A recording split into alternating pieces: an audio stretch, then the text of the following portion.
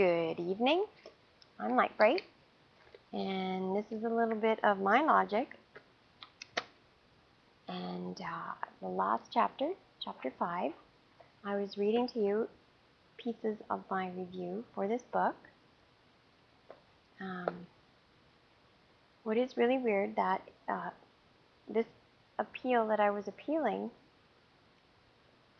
was that the lady that did this particular review deemed my husband able to go back to the bush. Okay? But this is what makes it weird. I have 5 doctors' reports in here stating that my husband cannot return to the bush. Here's number 1. Dr. Jewett. I think it is probable that the accident in some way has caused an injury to the balance system of the ear, resulting in episodic dizziness. Unfortunately, this makes him unsafe in the woods where excellent balance is necessary. See that? Okay.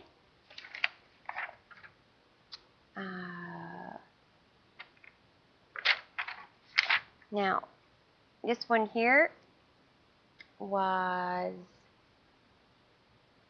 Dr. Longridge, and he says, based on the persistent symptoms of episodic dizziness, it probably is unwise for him to be in a situation where excellent balance is required. I note also that he has dizziness induced by flowing water. I feel it is quite significant in indicating a tendency to have a disturbance of the balance system. So Dr. Longridge is ascertaining that, yes, he does whoa, whoa, whoa, and then down he goes because of that thing.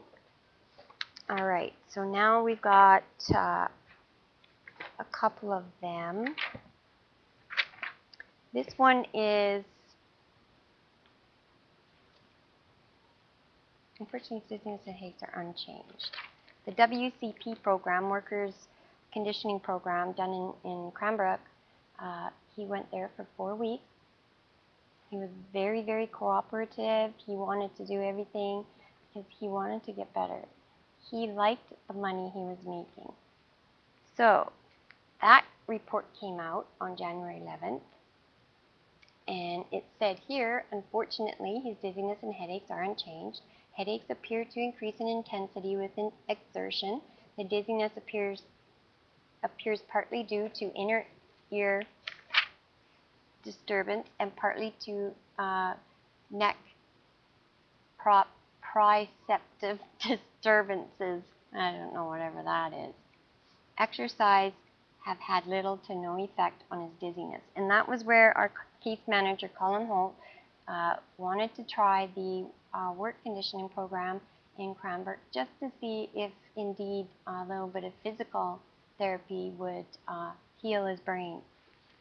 That was a joke, but you have to try everything, especially if you really do want to get back to work and you really do want to make that money again.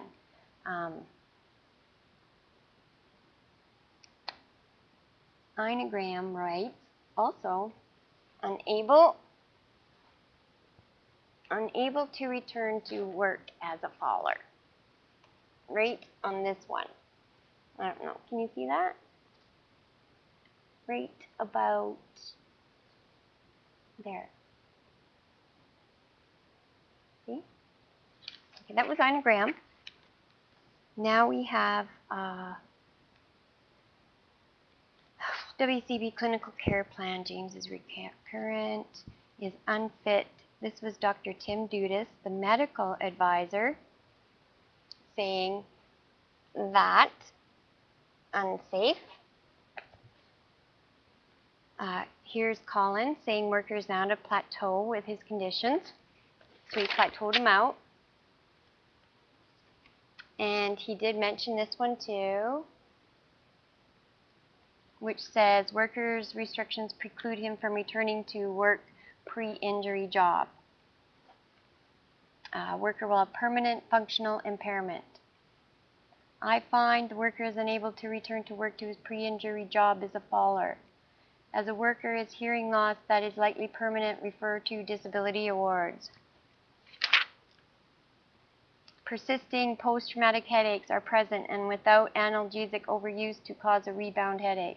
Remember, we were arguing the point that we did rule out rebound? Okay, well, that's part of that. And so how many do we have there saying that, no, you can't go back to work? 1, 2, 3, 4, 5, 6. Can't go back to work yet. The end of this letter that they sent is why I was disputing this, said,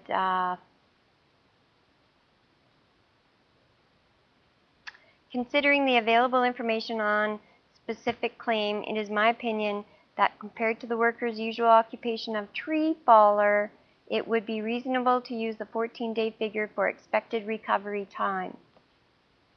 Without medical evidence to the contrary, I am satisfied that the medical evidence on file is correct and that the worker is no longer temporarily disabled. Can somebody please clarify that one for me?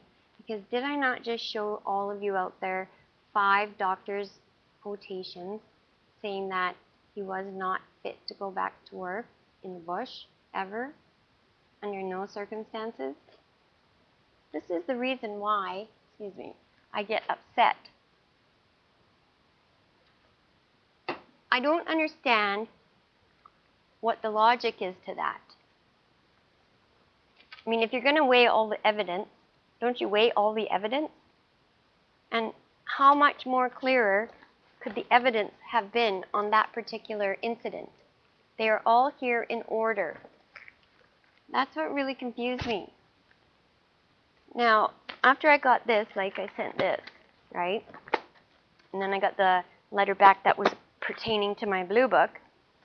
But when I got that letter, I wrote my own letter. Well, it's right here. I'll read it to you, but I wrote my own letter. And the funny thing is, though, you know, when I phoned back, there was a number on the end of that letter with the lady's name. And Mrs. Cook, I think it was. Well, I shouldn't say Mrs. or Mr. I'll just say Cook. Last name Cook. Was nowhere to be found. Nowhere. Just couldn't seem to get her on the phone. Why is this? Must it be the comment that Christina Forbes made? Keep them in the dark. Why do they do that? Probably to avoid confrontation. You see, they're very, very, very educated.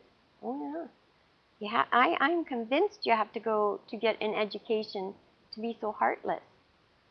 I mean, most normal, compassionate people couldn't do it. Couldn't do it. But you know what? It's 8 minutes in. It's going to be just about 9. And my letter here is 7 pages. So I will close out. I'll say ciao for now.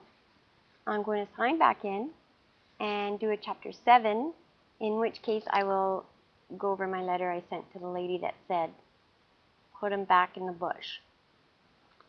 So, like I said before, ciao for now, and I'll see you on the rebound.